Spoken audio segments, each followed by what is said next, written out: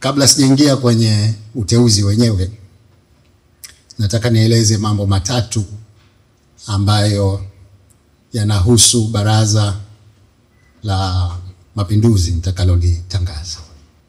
Kwanza, tumeongeza wizara 2. Sasa badala ya kuwa zile 18 za awali, sasa tutakuwa na 20. Na kwa kweli si kwamba tumeongeza kwamba mpya kabisa. Hapana, tumeziondoa kutoka katika wizara ambazo zilikuwepo awali, tukazitengenezea wizara peke yake kwa umuhimu wa majukumu yake. Utakumbuka wakati wa kampeni nilitoa ahadi ya mambo mawili makubwa. Kwanza ni kuhakikisha kwamba serikali inaendeshwa kidijitali zaidi, yani digital transformation. Sasa ili tuweze kufikia huko, tunahitaji eneo hili la mawasiliano kuwa na utendaji wa pekee yake. Sasa hivi wizara husika ni Wizara ya Ujenzi, Mawasiliano na Uchukuzi. Mara nyingi wanahangaika sana na barabara na viwanja vya ndege, bandari, lakini lile swala la mawasiliano kama halijapata nguvu ya kutosha. Kwa hivyo nimeamua kuanzisha wizara mpya itakayoitwa Wizara ya Mawasiliano na Teknolojia ya Habari. Kwa hivyo ile ya ujenzi itabaki kuwa ni Wizara ya Ujenzi na Uchukuzi. Wizara ya pili ambayo napenda niitilie mkazo ni wizara ile yetu iliyokuwa ni ya Kazi, Uchumi na Uwekezaji, au Ofisi ya Rais, Kazi, Uchumi na Uwekezaji. Ilikuwa ina mambo mengi. Ndani yake kulikuwa kuna masuala ya kazi, masuala ya uchumi, masuala ya uwekezaji, masuala ya uwezeshaji wananchi kiuchumi. Kaona kama vile ahadi zetu za kampeni ni kwamba tutawawezesha zaidi vijana na wananchi kwa ujumla, lakini tutahangaika kuhakikisha kwamba tunatengeneza ajira mpya 350,000. Ili kazi hii itimie, nimeona ni vyema niigawe wizara ile kutengeneza 2. Moja itabaki kuwa ni Wizara ya Kazi na Uwekezaji, na nyingine itakuwa ni Wizara ya Vijana, Ajira na Uwezeshaji. Lengo langu ni kuhakikisha kwamba tunashughulikia changamoto ya ajira kwa vijana na kuwawezesha wananchi wa makundi yote kiuchumi. Kwa hivyo hii ndio mabadiliko ya kwanza katika baraza. Badala ya 18 sasa zitakuwa 20. Taarifa ya pili ninayotaka kuitoa kabla sijaingia katika uteuzi ni kwamba kama mnavyotambua, kwa mujibu wa katiba ya Zanzibar, inataka chama au vyama vya upinzani ambavyo vimepata wajumbe kwenye baraza la wawakilishi tuwapatie nafasi katika baraza la mawaziri. Na kuna formula yake ni kwamba idadi ya viti vya uwakilishi wanavyopata mara idadi ya wizara zilizopo ugawe kwa majimbo 50, ndio unapata idadi gani vyama vya upinzani wanatakiwa kupata. Sasa chama pekee kilichopata viti ni chama cha ACT Wazalendo, wamepata idadi ya viti 10.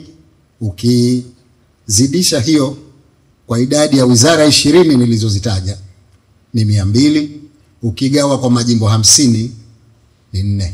Kwa hiyo nafasi zao katika baraza hili la mawaziri ni nafasi 4. Nimeamua kuziacha wazi bila uteuzi nafasi hiyo mpaka pale tutakapokubaliana aidha wanaingia kwenye serikali ya umoja wa kitaifa au la. Kama nilivyosema wakati wa ufunguzi wa baraza la wawakilishi, nilisema niko tayari kushirikiana nao kuunda serikali ya umoja wa kitaifa. Na hapa natumia mamlaka yangu ya kikatiba kwamba hizi nafasi zitabaki wazi kwa mujibu wa katiba mpaka pale kipindi kitakapokwisha, ambayo ni kikatiba ni siku 90. Hili la pili. Labda niseme ni wizara gani ambazo ninaziacha wazi. Ya kwanza ni ofisi ya makamu wa rais, ofisi ya makamu wa kwanza wa rais. Ya pili ni wizara ya biashara na maendeleo ya viwanda. Ya tatu ni wizara ya afya na ya 4 ni wizara ya utalii na mambo ya kale. Hizi 2 walikuwa nazo katika kipindi kilichopita. Biashara na maendeleo ya viwanda na afya nimeamua zibaki, lakini nimeongeza 2. Ofisi ya makamu wa kwanza awe na mtu kutoka kwenye chama chake akipenda, lakini nimeona sekta mama, sekta kuu ya uchumi hapa Zanzibar ni utalii. Basi tuwe na goodwill, sekta kiongozi tuwape wao. Jambo la 3, katika kipindi kilichopita kulikuwa kuna wizara au chini ya ofisi ya rais kulikuwa kuna wizara nyingi. Kulikuwa kuna ofisi ya rais Ikulu, kuna ofisi ya rais TAMISEMI, yani tawala za mikoa, serikali za mitaa na idara maalum, lakini vile vile ilikuwepo ofisi ya rais kazi, uchumi na uwekezaji, na vile vile kulikuwa kuna ofisi ya rais fedha na mipango.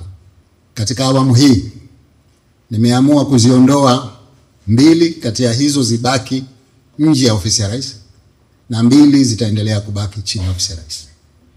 Itakayobaki chini ya ofisi ya rais ni ofisi ya rais Ikulu na ofisi ya rais tawala za mikoa, serikali za mitaa na idara maalum za CMZ. Zitakazotoka na kuwa wizara peke yake independent ni wizara ya fedha na mipango na wizara ya kazi na uwekezaji. Baada ya maelezo haya, sasa nije kwenye uteuzi kama ifuatavyo. Ofisi ya rais Ikulu, waziri atakuwa Dr. Saada Mkuya Salum. 2, ofisi ya rais katiba, sheria, utumishi na utawala bora, waziri atakuwa Dr. Harun Ali Suleiman. 3, ofisi ya rais tawala za mikoa, serikali za mitaa na idara maalum za SMZ, waziri atakuwa Idrisa Mustafa Kitwana. Ya 4, ofisi ya makamu wa kwanza wa rais kwa sasa itabaki wazi. Ya 5, ofisi ya makamu wa pili wa rais, waziri atakuwa Hamza Hassan Juma. Ya 6, wizara ya fedha na mipango, waziri atakuwa Dr. Juma Malik Akil. Naibu waziri katika ofisi hii atakuwa Dr. Hamad Omar Bakari. Ya 7, wizara ya kazi na uwekezaji, waziri atakuwa Sharif Ali Sharif. Ya 8, wizara ya ardhi na maendeleo ya makazi, waziri atakuwa Rahma Kasim Ali. Naibu waziri atakuwa Salha Mohamed Mwinjuma. Ya 9, wizara ya elimu na mafunzo ya amali, waziri atakuwa Lela Muhammad Musa. Naibu waziri atakuwa Khadija Salum Ali. Ya 10, wizara ya afya, kwa sasa hivi itabaki wazi. Ya 11, wizara ya habari, sanaa, utamaduni na michezo. Hii ni moja katika wizara ambazo tumezibadilisha. Sasa hivi itaitwa wizara ya habari, sanaa, utamaduni na michezo. Waziri atakuwa Riziki Pembe Juma. Naibu waziri atakuwa Ali Abdul Gulam Hussein. Ya 12, wizara ya kilimo, umwagiliaji, maliasili na mifugo, waziri atakuwa Suleiman Masud Makame. Naibu waziri atakuwa Dr. Salum Sud Hamid. Ya 13, wizara ya maji, nishati na madini, waziri atakuwa Nadir Abdul Latif Alwardi. Naibu waziri atakuwa Saif Kombo Pandu. Ya 14, wizara ya uchumi wa bluu, waziri atakuwa Masudi Ali Muhammad. Naibu waziri atakuwa Mboja Ramadhan Mshenga. Ya 15, wizara ya ujenzi na uchukuzi, waziri atakuwa Dr. Khalid Salum Mohamed. Naibu waziri atakuwa Badria Atai Masud. Ya 16, wizara ya utalii na mambo ya kale, kama nilivyosema, wizara hii itabaki wazi kwa sasa. Ya 17 ni wizara ya biashara na maendeleo ya viwanda, nayo kwa sasa itabaki wazi. Ya 18 wizara ya maendeleo ya jamii, jinsia, wazee na watoto. Waziri atakuwa Atanas Paul, naibu waziri atakuwa Zawadi Amur Nasor. Ya 19 wizara ya mawasiliano na teknolojia ya habari. Waziri atakuwa Mudrik Ramadhan Soraga, naibu waziri atakuwa Mohamed Sijamin Mohamed. Na ya 20 wizara ya vijana, ajira na uwezeshaji. Waziri atakuwa Shabani Ali Othman, naibu waziri atakuwa Hassan Hamis Hafidh. Huo ndo mkeka. Asanteni sana. Kutokana na thamani na kujali taarifa kutoka sehemu mbalimbali, Al-Fatah TV Online inaomba ushirikiano wako mtazamaji, kutoka popote ulipo, kutupa taarifa za matukio mbalimbali ili tuyafanyie kazi na kuyarusha hewani, kama vile taarifa, habari, mikasa au matukio. Si hayo tu, pia unaweza kutupa taarifa kuhusu watu wanaokabiliwa na matatizo mbalimbali ya kimaisha ili tuyafanyie kazi kupitia jumuiya yetu ya kutoa misaada muhimu ya kijamii, Al-Fatah Charitable Association Zanzibar. Wasiliana nasi leo kupitia namba zetu za WhatsApp alama ya kujumlisha